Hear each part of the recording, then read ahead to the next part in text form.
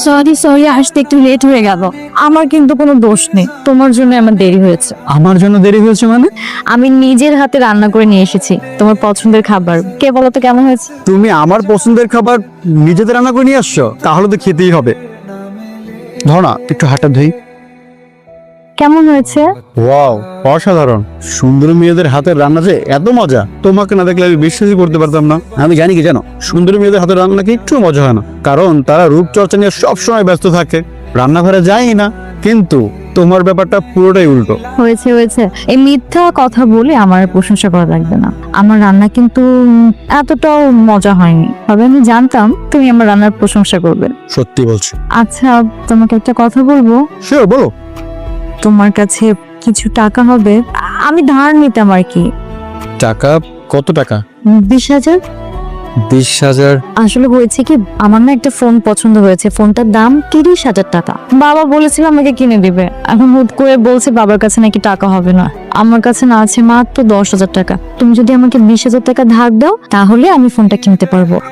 মনীষা, তুমি তো জানো আমি ছোট একটা জব করি, সেই টাকা দিয়ে বাসা ভাড়া, মায়ের ওষুধ, পুরো মাসের খরচ, আমার হাতে খুব বেশি একটা টাকা থাকে না। আচ্ছা, লাগবে না। তুমি মন খারাপ করো না, একটা ব্যবস্থা হয়ে যাবে। তোমার এই মুখে একদম গম্ভীরতা মানায় না। এই টাকাটা যদি আমি অফিসে জমা না দিয়ে, এই টাকাটা দিয়ে আমি মনীষাকে একটা ফোন কিনে দিই, মনীষা ভীষণ খুশি হবে।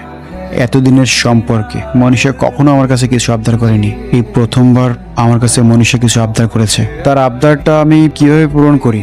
অফিসের টাকাটা জমা না দিলে তো বিরাট ক্ষতি হয়ে যেতে পারে। তার মানে তুমি বলতে চাচ্ছ ছিনতাইকারী ছিনতাই করে সমস্ত টাকাগুলো নিয়ে গেছে, তাই তো? জি স্যার, থামানোর অনেক চেষ্টা করছি স্যার, কিন্তু থামাতে পারিনি। আমি জানি যে আমার জরিমানা দিতে হতে পারে, এটাও জানি যে চাকরিটাও চলে যেতে পারে, কিন্তু আমি ওদেরকে থামাতে পারিনি, কারণ ওরা দলে অনেকজন ছিল স্যার, আমাকে প্রচুর মারধর করছে স্যার। সানিকে যতদূর চিনি এই ছেলেটা সৎ, আজ পর্যন্ত কখনো কোনো ঝামেলাই করতে দেখিনি। সানির মতো ছেলে মিথ্যা কথা বলার কথা না।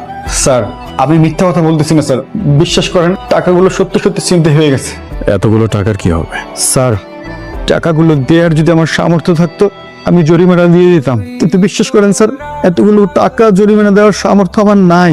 তোমার যে জরিমানা দেওয়ার সামর্থ্য নেই সেটা আমি জানি, কিন্তু তোমাকে এটাও বুঝতে হবে যে এতগুলো টাকা তো কোম্পানি কোনোভাবেই কম্প্রোমাইজ করবে না। 1 টাকা ছড়া যেতে পারে, বা প্রতি মাসের স্যালারি থেকে জাস্ট 3,000 টাকা করে আমি কেটে রাখবো ব্যালেন্স করার জন্য। ওকে স্যার, প্রতি মাসে যদি আমার বেতন থেকে 3,000 টাকা কেটে নেওয়া হয় তাহলে তো আমি আমার সংসার চালাতে হিমশিম খেয়ে যাব, কিন্তু কি বা করার, টাকা যখন হারিয়েছি জরিমানা তো দিতেই হবে স্যার।